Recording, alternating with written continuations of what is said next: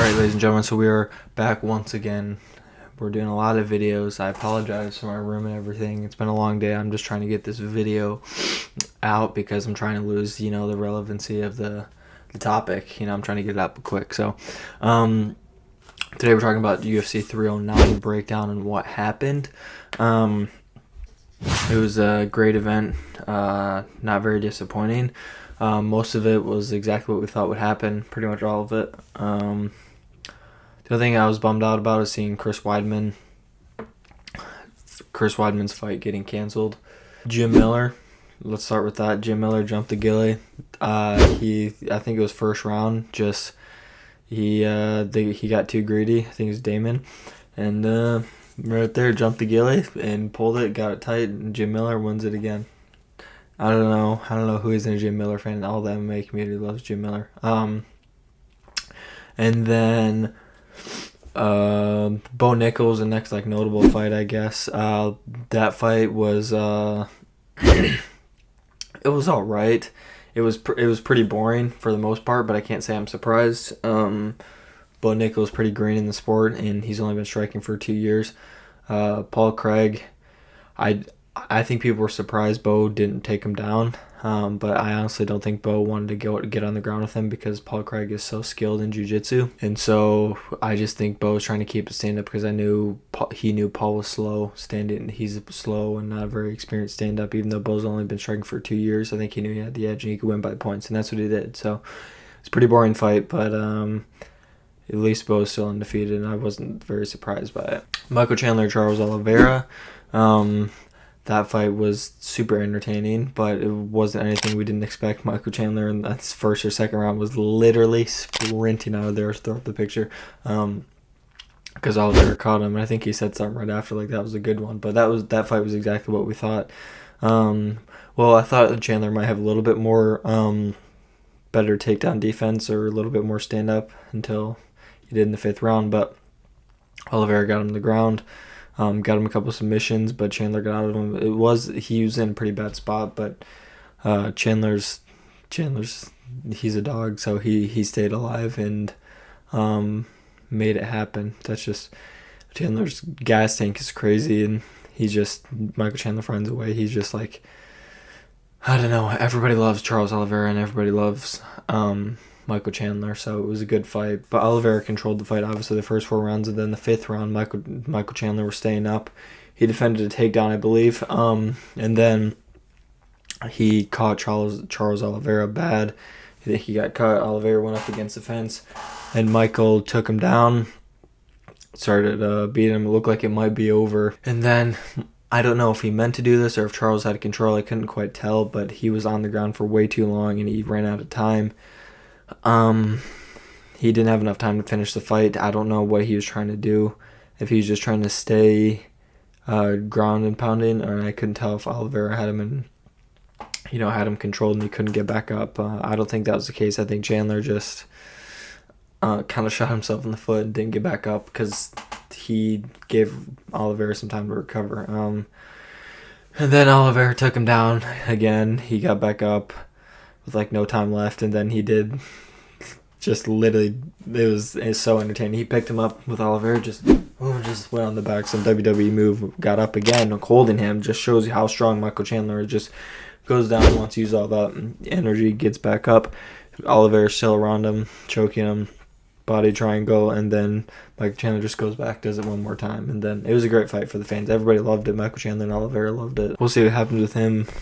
Don't think he's ever going to fight Conor. Don't think Conor's ever going to fight again. I hope so, but we'll see. He's going to stay in the lightweight division, I believe.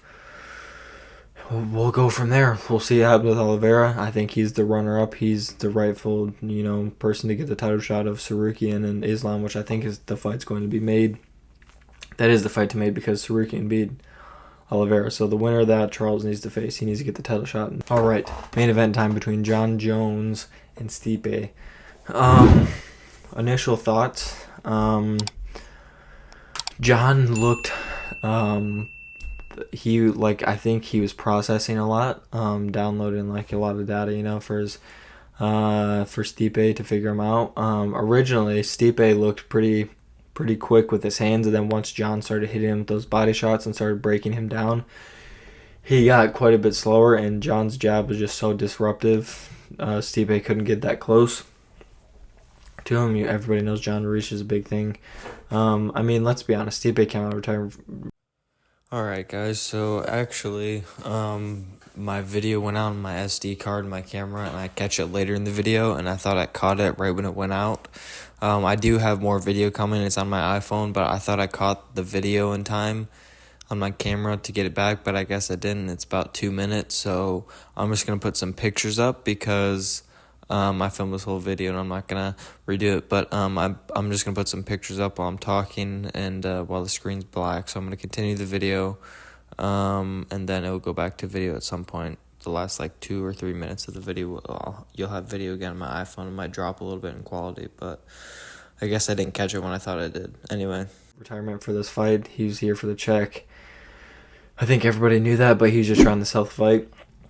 John was trying to make it something that it wasn't, sadly. And then the first round, I don't remember who they gave it to. The first round I think was pretty even, if I remember right, or maybe the second. I think it was the second round was pretty even.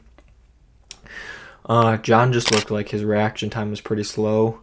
Tell you what, if that was Aspinall hitting, he probably would have got clipped a couple times, and maybe it would have been different. Maybe he knew Stipe was moving slower, but some of the shots with Stipe, he was kind of slow getting out of there. So, yeah, that was interesting. Stipe landed maybe a few clean ones on John, nothing really to get John in trouble. I know John said in the press conference he was trying to stay away from his right hand. But John just kept using the body kicks, the front kicks. And you could tell the second one he hit on Stipe, I think in the second round or the third round, he winced a little bit. You could tell it got to him, and John was just breaking him down technically. It worked. I mean, he hit him. It was just keeping the jab at the distance. I mean, he's so lanky, just his arms and his legs. You're just keeping him at bay. Like I said, breaking him down. Then eventually, third round comes by. He tried the spinning back kick once. Stipe blocked it, and then he did it right there and just lands perfectly. Not even a liver shot. I just straight heel to the ribs. I think he probably wouldn't be surprised if he cracked his ribs or broke his ribs, because I mean that was a perfectly placed shot, and it was so hard. It's probably the most powerful shot, and definitely the most powerful kick in martial arts, but probably the most powerful shot. It packs so much momentum, and if it lands clean, there's no way of stopping it. Like, Stipe went down immediately, like, oh, that's it. You could tell. I mean, he was like this, didn't even want to be there. Herb Dean finally stopped it. I think that's who it was.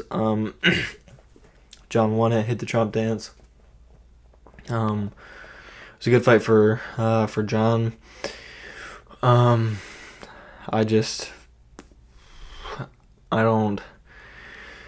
I kind of, like I said before, I get where he's coming from with the UFC. Before he did the interview, and I was like, oh my gosh, I think we might actually see Aspinall fight him.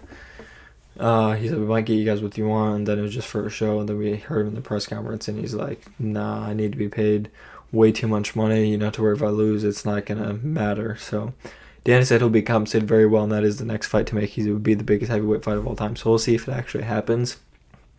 Jones wants Alex.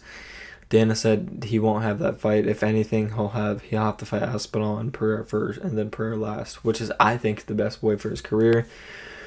I know Alex doesn't want to, or John doesn't want to risk losing to these new up-and-comers, which is kind of smart, but you get down to it, and it's like, he wasn't allowed into the press conference. It's just crazy that you can't unify the title between, we can't even get a face-off between the heavyweight champs. The privilege for John Jones is crazy. He's still the GOAT, I agree with that, but it's definitely going to taint his legacy with this. He's ducking Aspinall. I mean, it's crazy. I get it. Don't get me wrong, I get it for his career, but you got to give in a little bit, at least do a face-off or talk to him or something.